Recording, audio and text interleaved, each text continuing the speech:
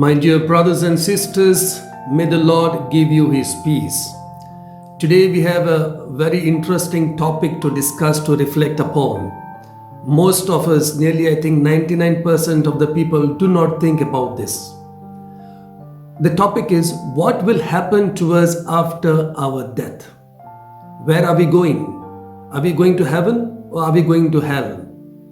If we are going to heaven, what is the guarantee that we are going to heaven? You know, the guarantee is given in a Bible, in the Gospel of Matthew chapter 25, and that is the Gospel reading of today. But this guarantee has a condition. And what is that condition? Matthew explains the condition of this guarantee of going to heaven in chapter 25 with the parable of the sheep and the goat. Let me read few words from this parable. Matthew chapter 25 verse 33 reads, "He will put the sheep on his right and the goats on his left. Then the king will say to those on his right, 'Come, you who are blessed by my Father, take your inheritance, the kingdom prepared for you since the creation of the world. For I was hungry and you gave me something to eat. I was thirsty and you gave me something to drink. I was a stranger and you invited me. I needed clothes and you clothed me. I was sick and you looked after me. I was in prison and you came to visit me.'" So, what is the condition? Faith in action. What does that mean? It means our concern for the poor. Matthew chapter 7 verse 21 says, "Not everyone who says to me, 'Lord, Lord,' will enter the kingdom of heaven, but only the one who does the will of my Father who is in heaven." Luke says, "Why call me Lord, Lord, and do not do the things I tell you to do?" Luke chapter 6 verses 46 to 49. You know, the first reading of the day, taken from Leviticus chapter 19, especially verses 9 to 15, speaks so much about concern for the poor. The Jewish people, had three principles to help the poor. Three principles. Let me place before you one by one. And these principles are so good, I wish they were practiced even in our society here in India. The first principle was the principle of gleaning. Now, the first reading taken from Leviticus says, "When you reap the harvest of your land, do not reap the very edges of your field or gather the gleanings of your harvest. Do not go over your vineyard a second time or pick up the grapes that have fallen. Leave them for the poor and the foreigner and the migrant."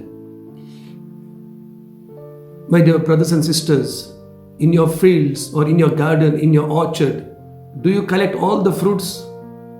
Do you leave something for the poor, for the migrants who are starving? Do you leave something for the birds and animals to survive?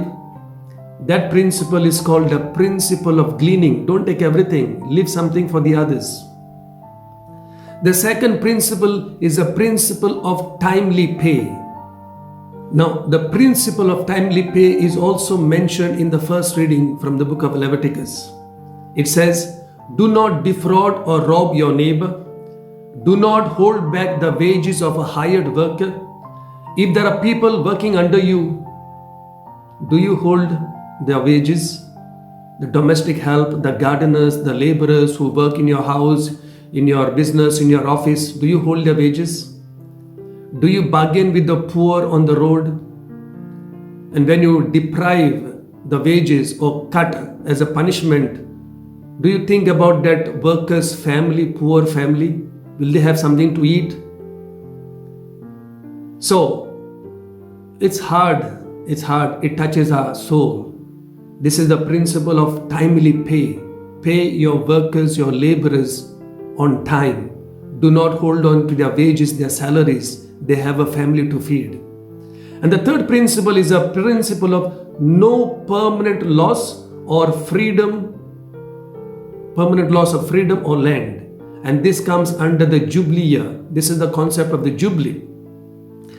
People take money, they take land, they fall into debts and they cannot repay. In the Jewish society, the principle of no permanent loss of freedom or land said, if you cannot pay the debt, You pay by serving, 7 years of serving. So in reality, they never sold themselves. They only sold their services for 7 years. After 7 years, they were okay. Now, sometimes because of poverty, you sell ancestral land of your grandparents, and you feel bad about it. But Jewish people had a very wonderful principle of getting that land back. That is called the Jubilee year. After 50 years, the person who took your land will return the land back to you after 50 years. So this principle ensured that there were no permanently poor people in the Jewish society. Wonderful principles. I wish they were practiced even in our society. So my dear brothers and sisters, when we have a very important criteria of thinking for the poor and reaching out to the poor, one more question in this context: does our giving to the poor, helping the poor, reaching out to the poor really matter to God? What does the Bible say about it? Let me place before you a few points. The first on the list is helping the poor, reaching out to the poor. It's an obligation to God. It's an obligation to God. Malachi chapter 3 verses 6 to 9. It says, if we don't give, we are robbing God, because everything we own actually belongs to God. That's a bitter fact. Acts chapter 7, 49 and 50. Heaven is my throne and earth is my footstool. What house will you build for me? Has my hand not made all these things? Ben Franklin, one person, he says these words: if your riches are yours, why don't you take them with you to the other world? Actually, nothing belongs to us. The second reason, does a giving to the poor matter to God? The second reason, it brings demonstration of God's blessing. Bring all the tithes into the storehouse, that there may be food in my house, and that food in the house of God is given to the poor. Malachi chapter 3 verses 10 to 12. A tithe is just a small token of appreciation to someone who gave everything to us. God doesn't receive the blessing when I tithe. I do. So Luke chapter 6 verse 38, famous words: give and it will be given to you, good measure, pressed down, shaken together, running over, will be put into your bosom.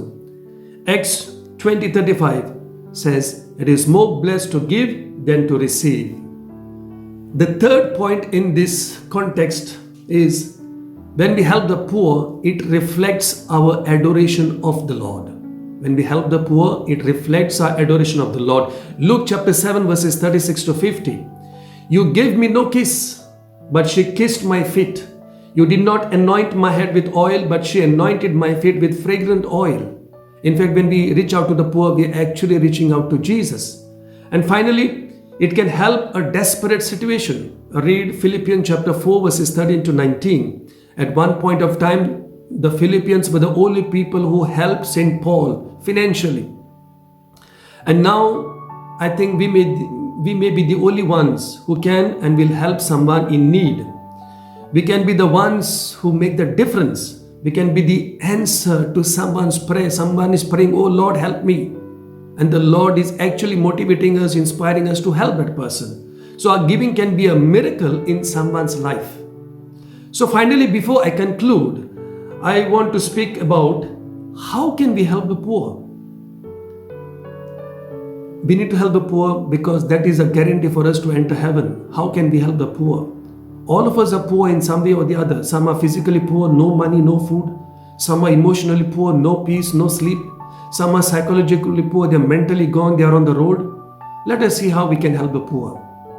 If you want to help the poor, the first thing is spiritual preparation. Pray that God gives us a heart like His to reach out towards the poor. We pray God provides for them through us. God provides them, the poor, through us. Pray that way. Open your hearts and purses to help the poor. Praying is not enough. You have to open your purse and help the poor. So that's first, spiritual preparation. Second, helping the physically poor. Sponsor education of single parent children. Today there are so many single parents struggling to bring up their children. Help them out. Help domestic help to save money. Help them to save money. Initiate banking tuitions. Educate migrant children. So many migrant children not going to school. Sponsor food and medicine for the migrants. During this lockdown, during this pandemic, we have seen the sufferings of the migrants. Forget about your identity. Reach out to humanity. Respond to natural disasters. During this pandemic, it was a great opportunity to reach out to the sick and the suffering, especially COVID patients. I hope you did not get frightened and lock yourself inside. That's not a Christian attitude. Christian attitude is to reach out. And third, helping the emotionally poor. Speak out against domestic violence. So many wives are suffering because of husband's torture, and some husbands also are suffering because of false allegations by their wives. Reach out to the people undergoing separation or divorce. It's a horrible time. Reach out to them. Visit the elderly, especially the abandoned by their kids. So many parents are lonely at home. Big house, big money, but nobody to talk to. Volunteer to take them to doctor. Reach out to them. Call them up. You can help emotionally poor people. And today there are too many emotionally poor people. Helping the psychologically poor, mentally retarded. So many mental people on the road. Who is responsible? Nobody bothers. Everybody passes. Give them some food. Give them some clothes. Show some concern. You know, everyone says there are too many poor in the world. Everyone says there are too many poor in the world. Why God does not interfere directly? Man says, oh God, why aren't you doing something? And God says, I did something. I sent you. I gave you the capacity. I gave you the power. You are not exercising that.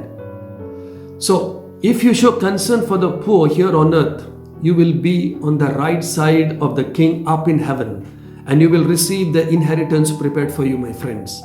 But if you ignore the poor here on earth, you will be eternally damned. The Bible uses the word eternally cursed.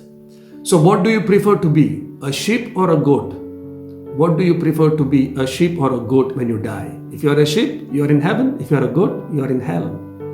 My dear brothers and sisters, hope this reflection was useful to you. If it was useful for you, please share the link. Let everyone benefit. Thank you and God bless you. Remember, no going to heaven alone. We need the poor to help us to go to heaven. Thank you. God bless you. Have a nice day.